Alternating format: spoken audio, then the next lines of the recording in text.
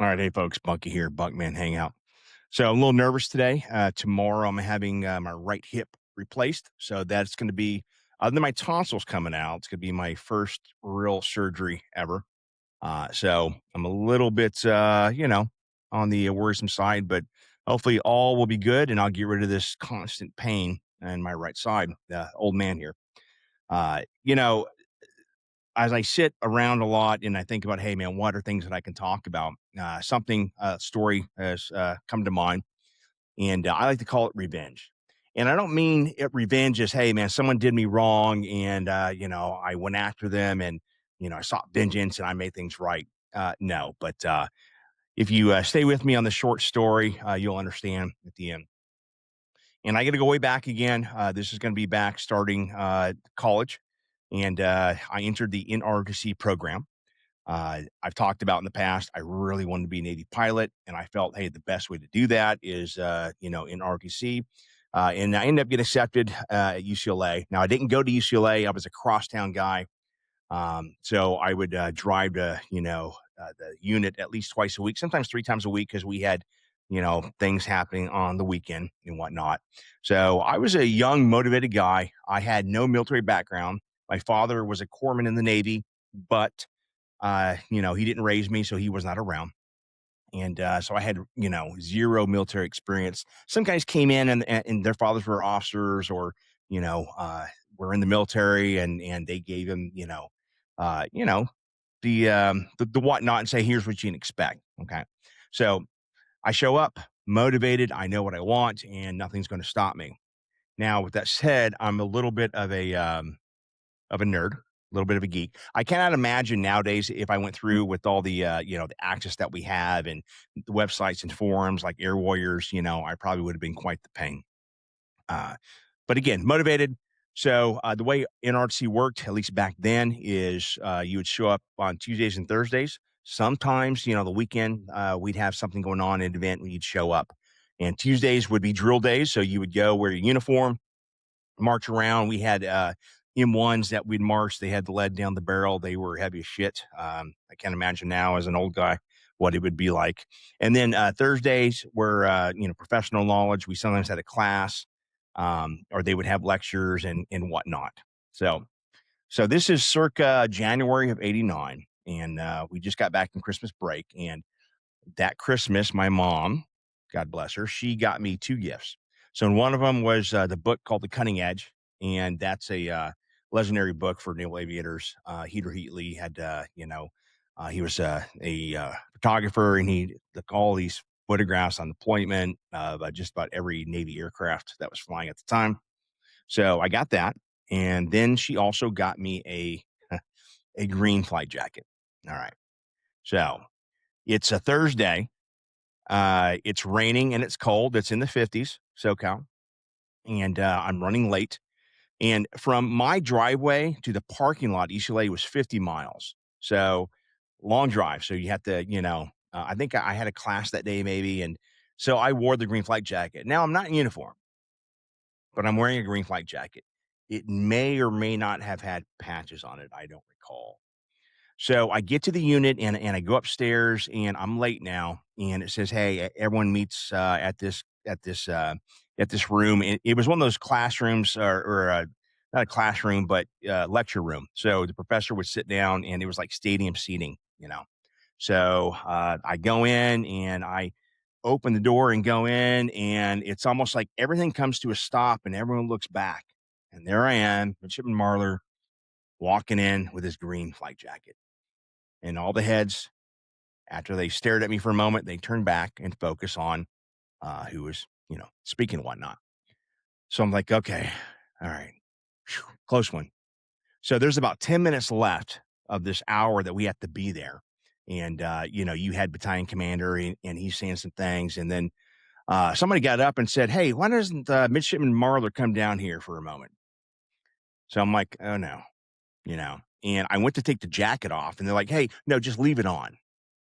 All right. So I go down, in front of everyone. And yeah, I'm scared. I'm nervous. And I'm like, oh my gosh. And they start asking me questions like, "Hey, man, so are you Maverick?" And, just trying to be funny and whatnot, and they're knocking me. Which look, I completely deserve that, you know. And I know I was nervous. At some point, somebody asked, "Hey, man, why do you wear that?" And I said, "Well, because it gets the chicks." I didn't mean that because I can tell you right now, in round numbers, how many chicks that green jacket got me. It looks like the capital letter O. But I was nervous. And so, I was, answering the best I could, trying to be funny and not too serious. And I got it. Hey, man, you haven't earned that.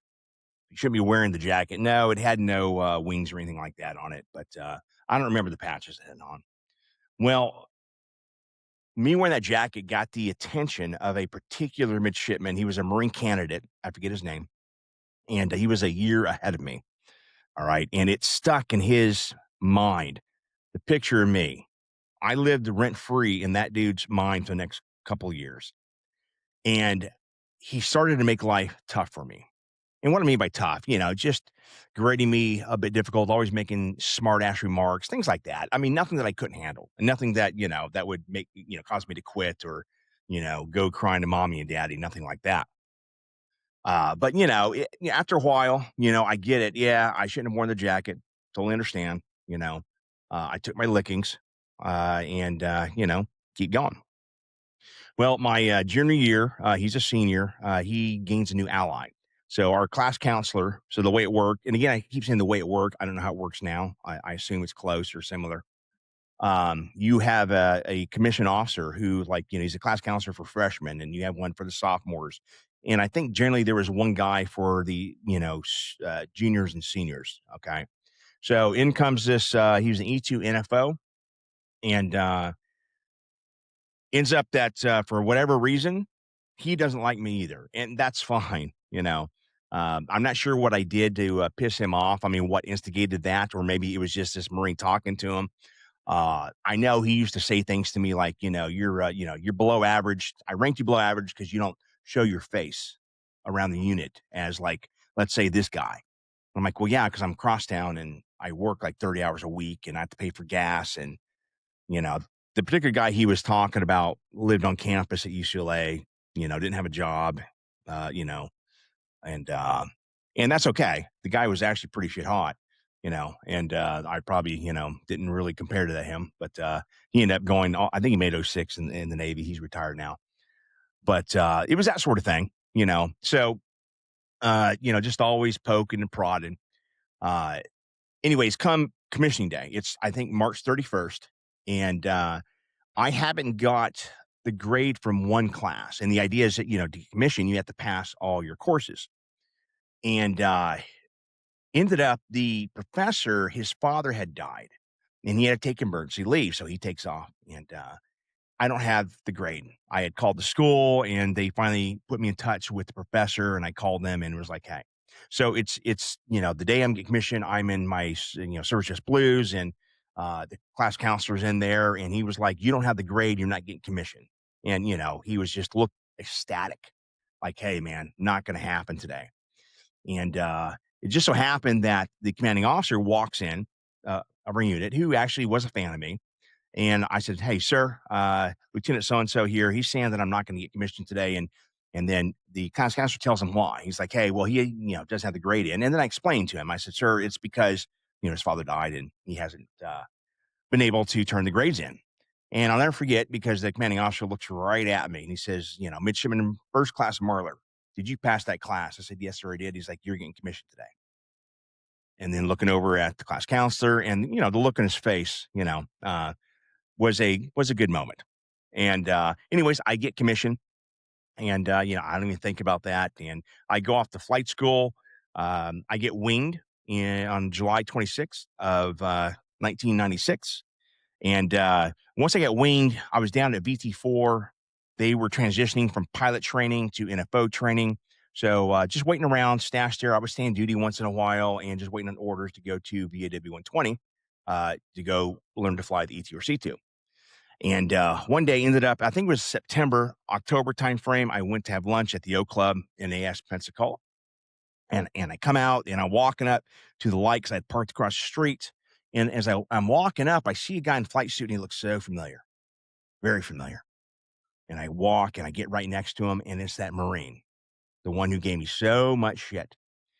And I could see, again, he was a year ahead of me, but also the Marines have to go to TBS, and so they get, delayed a bit. And I could see he was a helicopter guy. I think he had, HT whatever from Whiting. And I called his name, and honestly, I forget his name. And I go, "Hey, man," and he turns and he looks at me, and he says, "Marlar." And his eyes, they go right down to my left chest, and he sees my wings. And if the look of disappointment on his face was so worth it. Now, again, I didn't get my wings just, to get my revenge on this guy. No, I had nothing to do with that. I just did what I did because that's what I wanted to do. But he looks, and then he looks up at me and goes, "Well, I see you made it." And I said, "Yeah." And just to rub it in, I'm like, "Yeah, I CQ'd on the Kitty Hawk back in July. So just waiting around to go to the FRS." He's like, "Okay." And he turns around and we're sitting there, and I go, I was going to wear my flight jacket today, but it's a little warm." Didn't even look at me, didn't smile. I thought it'd be funny. I thought it'd be, crack a joke and whatnot. But he was just, I guess, still disappointed that I had gotten winged. And that's my point about this. That's my revenge story, right? So it's not, hey, man, I sought this guy out and I wanted to show him, hey, here's what I become. The best revenge, and this is from Seinfeld, right, is just to live a good life. And my good life was achieving the goal that I wanted to achieve.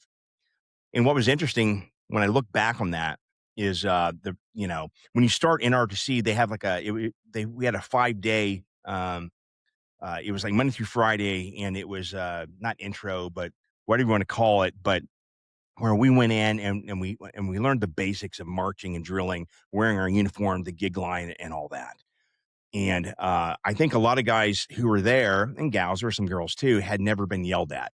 And I mean, of course, I've been yelled at by my stepfather, but I mean, just constantly, berated like that.